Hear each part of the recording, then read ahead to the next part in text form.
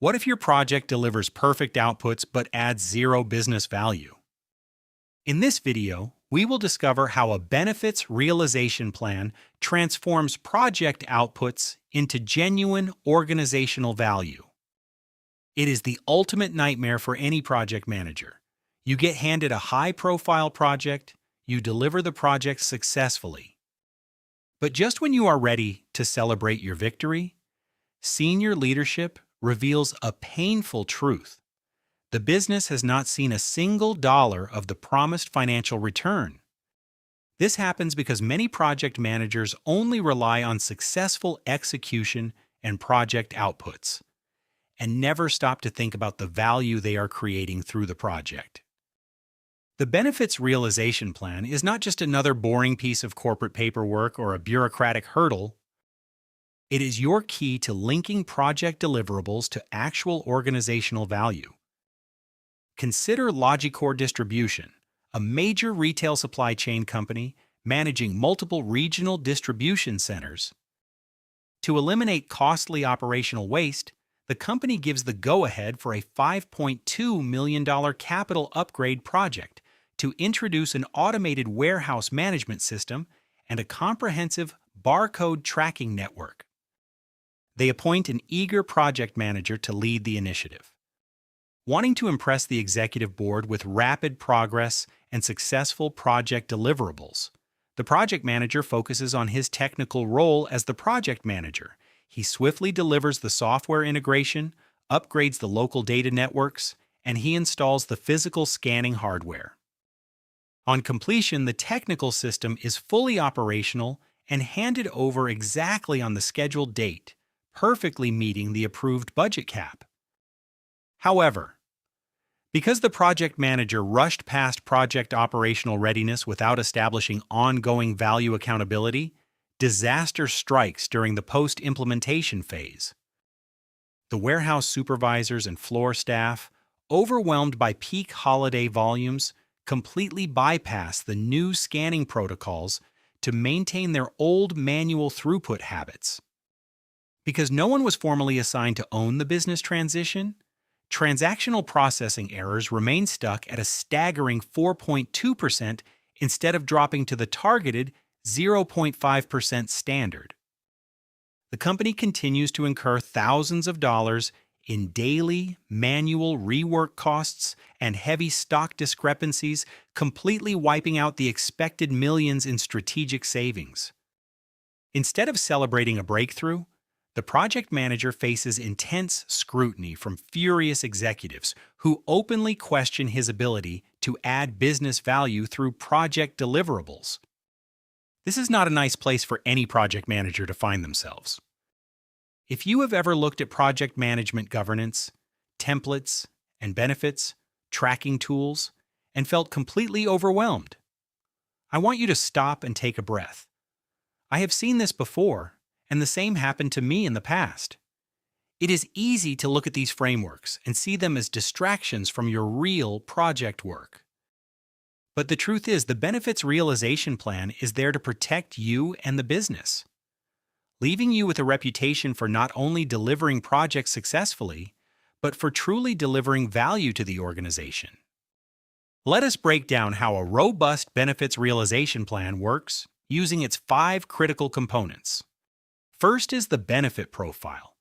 This is a detailed registry that itemizes each identified benefit, categorized by financial, quantitative, or qualitative value. In our case, this would be documented under a specific reference number, like Benefit 042, explicitly stating that the goal is reducing supply chain logistics errors to lower operational waste. Without this, project teams look at software installation as the ultimate goal rather than the true elimination of operational waste. Next, we have baselines and targets. These are the empirical metrics that define the pre-project operational state versus the targeted post-implementation performance. LogiCore Distribution had a verified historical baseline of a 4.2% error rate with a clear target of 0.5%. By mapping these numbers early, you eliminate anecdotal assessments of project success and create mathematical accountability. Next up is the realization timeline.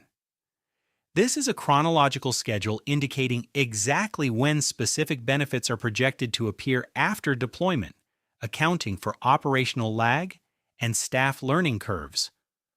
Our project manager assumed value would appear the day the software went live, completely ignoring the operational adjustment period needed for the warehouse floor staff to adapt to the new workflows.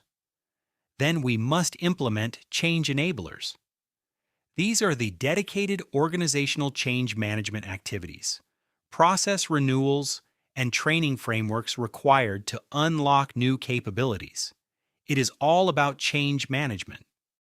At LogiCore distribution, the total lack of change enablers meant that floor staff defaulted back to their old habits the moment peak operational pressure mounted.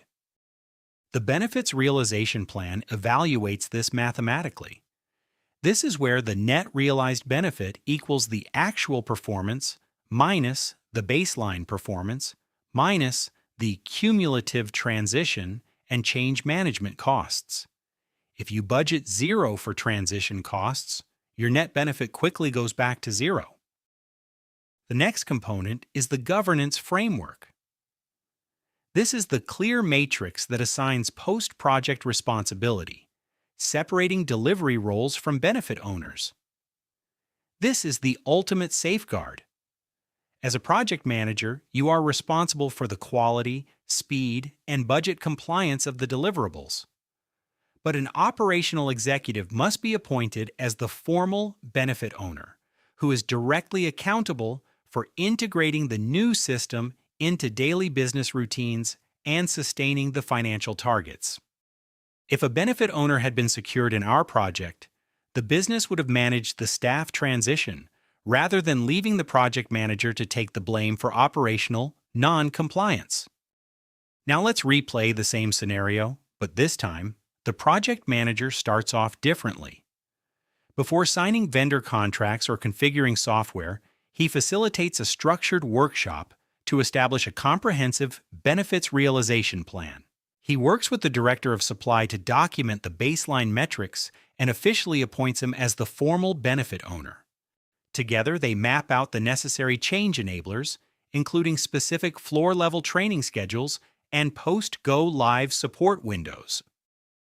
A few months after deployment, when peak holiday volumes hit the distribution centers, the transition is completely different. Because the warehouse supervisors were actively involved in the change strategy, they understand the new scanning workflows and support their teams through the learning curve. Transactional processing errors drop from 4.2% to the targeted 0.5% within the agreed timeline. Manual rework is eliminated, saving the company hundreds of thousands of dollars in waste and protecting their capital investment. Senior executives take notice.